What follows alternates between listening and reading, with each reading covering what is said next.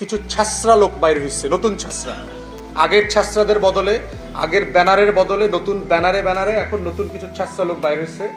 ধান কেটে নেওয়া, সেচের পাম্প বন্ধ করে দেওয়া, অথবা বন্ধ না করলে আপনার ওই মেশিনটা চুরি করে নিয়ে যাওয়া, বিক্রি করে দেওয়া, মাছ ধরা, রাতের বেলা মাছ ধরে নিয়ে যাচ্ছে, খাল ব্লক দিয়ে আপনার সেচ করে পানি নিয়ে যাচ্ছে এবং ইয়ে করে ফেলতেছে, মাছ ধরতেছে, মাটি উঠাচ্ছে, ওই মাটি দিয়ে আবার ইটের ভাটায় মাটি বিক্রি করতেছে। মানে টোটাল একটা মাৎসনায় সিচুয়েশন চলছে, অরাজকতা বলতে যা বোঝায় আর কি।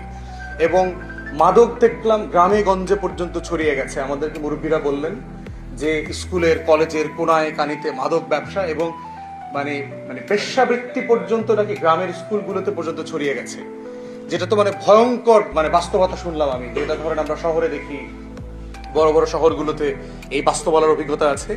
তো যেটা আলটিমেটলি তো একটা সমাজের যে মূল্যবোধের জায়গা, আমাদের পরিবারের জায়গা, আমাদের সম্পর্কের জায়গা, এই প্রত্যেকটা জায়গাকে আলটিমেটলি প্রচন্ড হুমকির মুখে ফেলে দিয়েছে।